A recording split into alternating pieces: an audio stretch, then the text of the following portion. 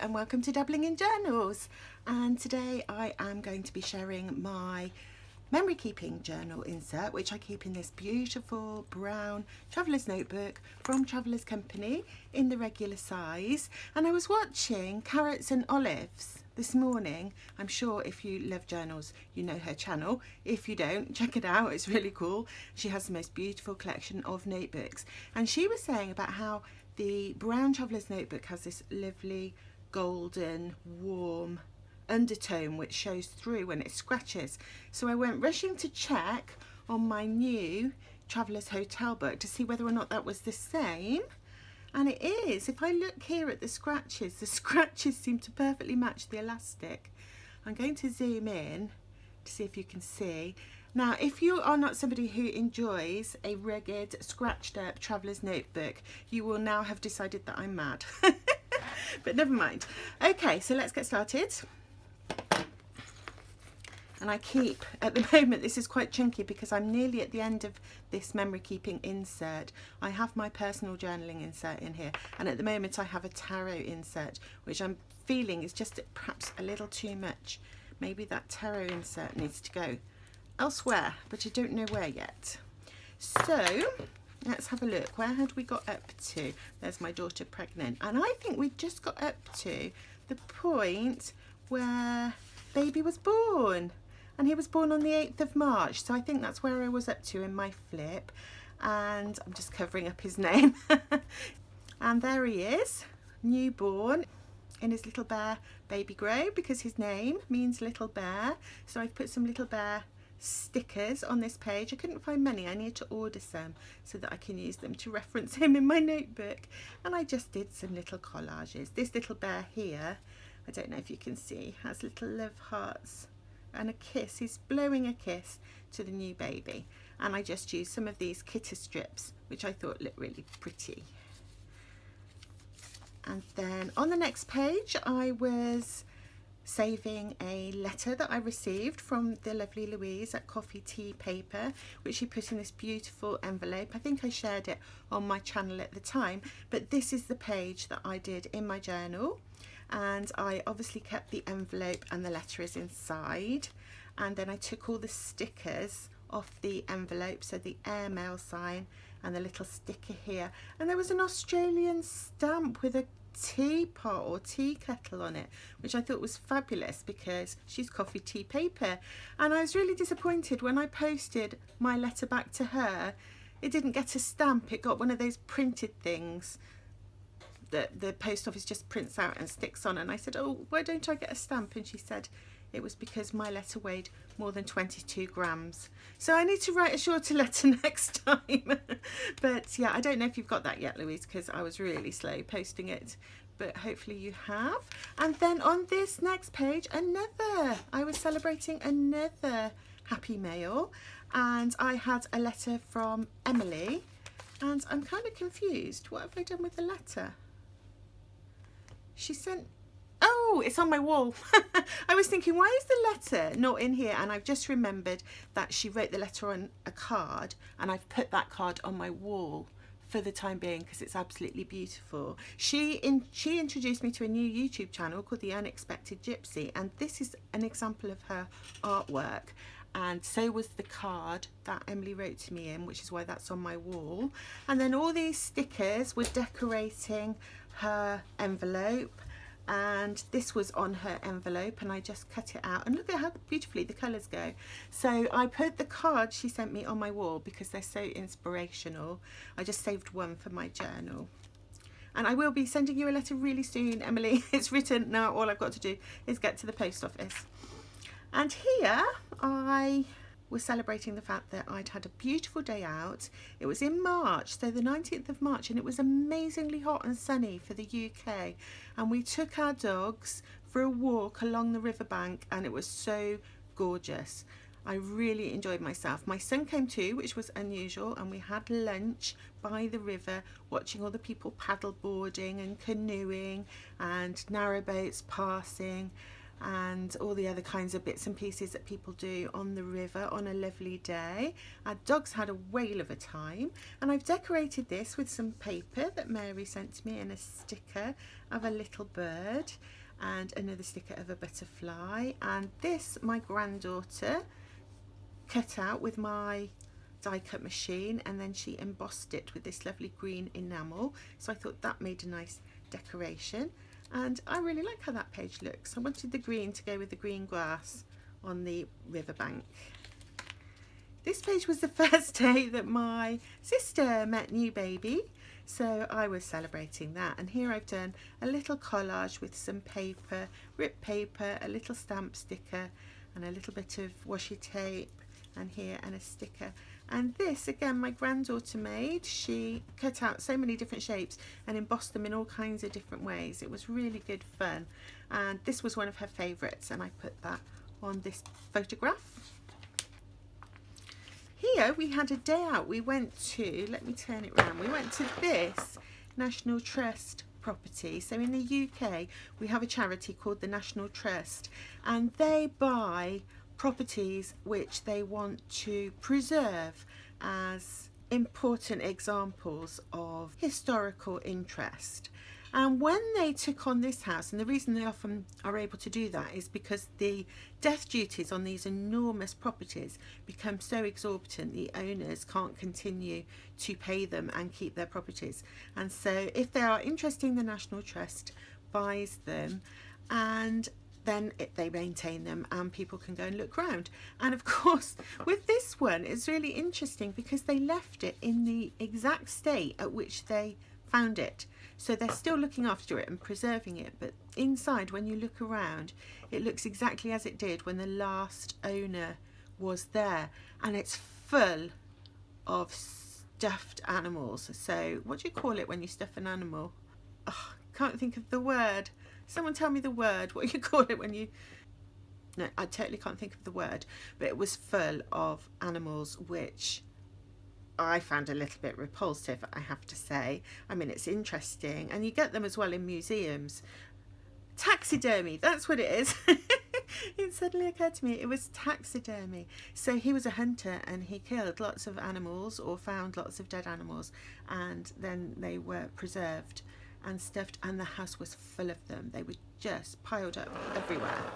So that was a really interesting day out. And this is the label of a bottle of beer I had with my lunch while I was there, and I just found the label really exciting. It was called Old Rasputin from the Tollgate Brewery in Derbyshire. So it was a local beer, and obviously if you have lunch and a drink in the restaurant while you're there, that helps to fund the National Trust, as does your entry ticket or membership, depending on which you go for.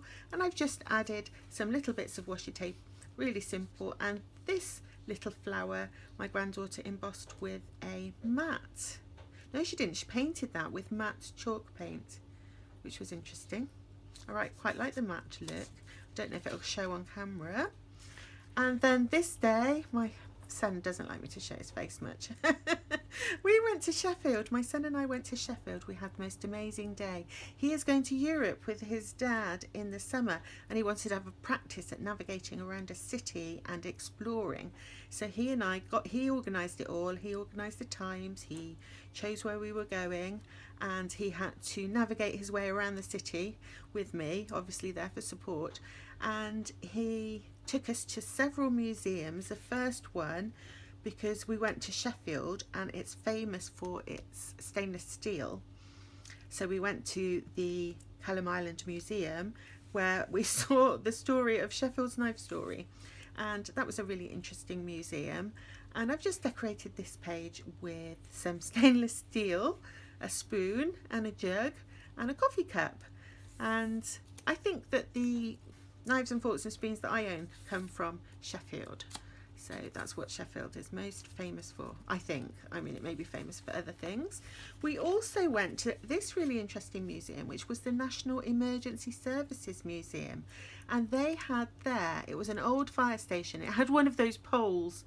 Now I looked up to see where this idea of firefighters sliding down a pole came from, and I think it was Chicago, a firefighter in Chicago who started that particular trend. You see, I look things up and then I can't remember a few weeks later. It's terrible, isn't it?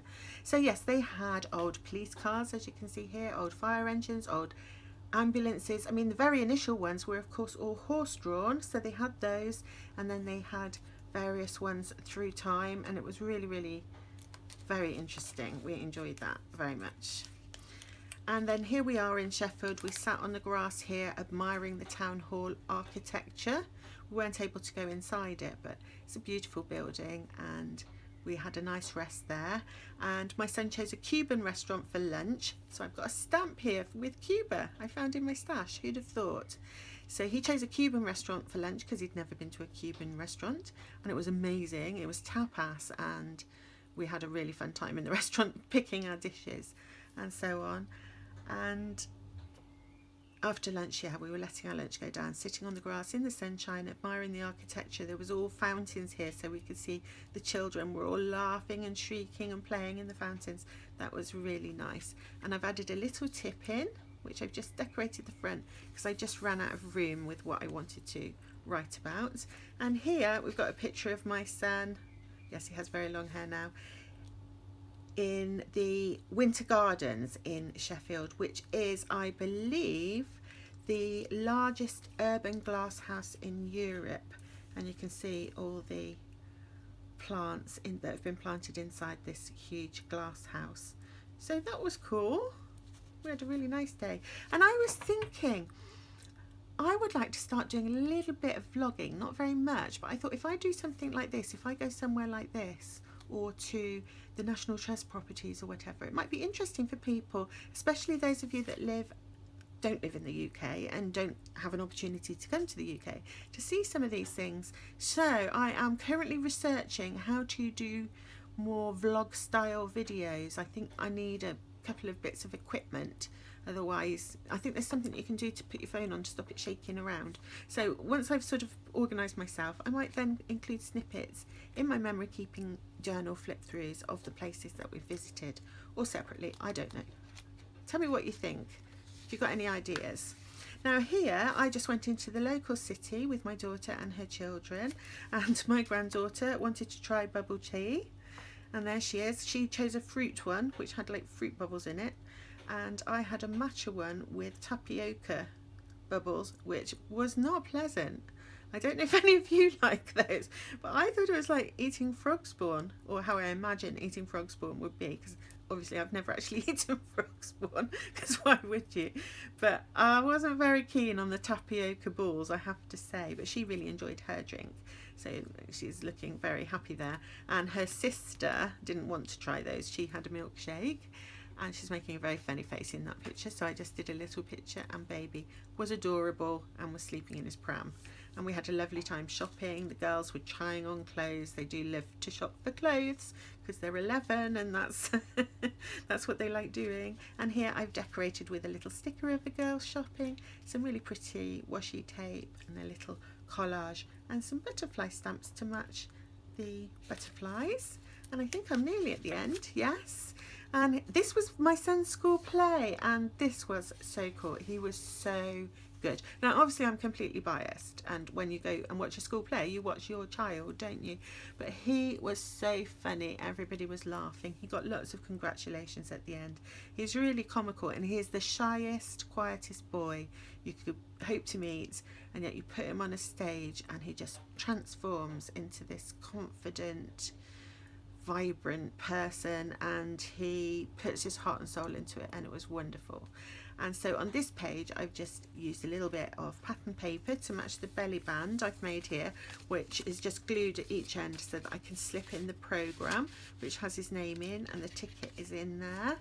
And he's just yesterday brought home a photograph of the whole cast, so I will take a copy of that and put that in there as well. So that was really good fun. So he was playing Mr. Wormwood. He had a variety of different wigs he had to wear as his hair changed colour through the performance and went partly bald.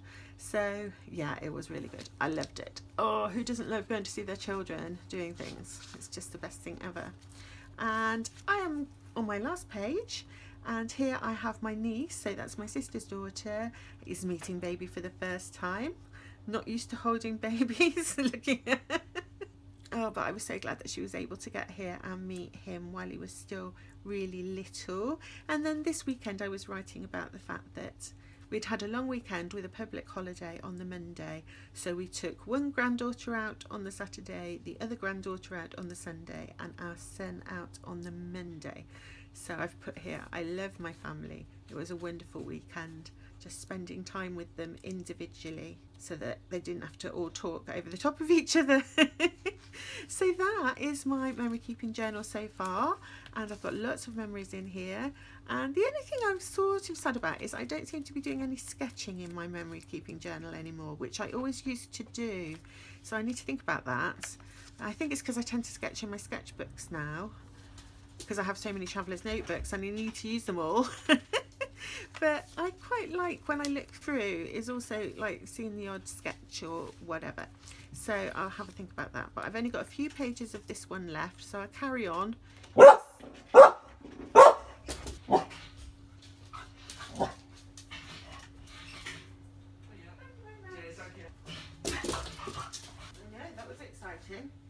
I was just interrupted by the postman just as I was finishing my video, so I can't remember what I was saying, but all that does remain for me to say is thank you so much for watching.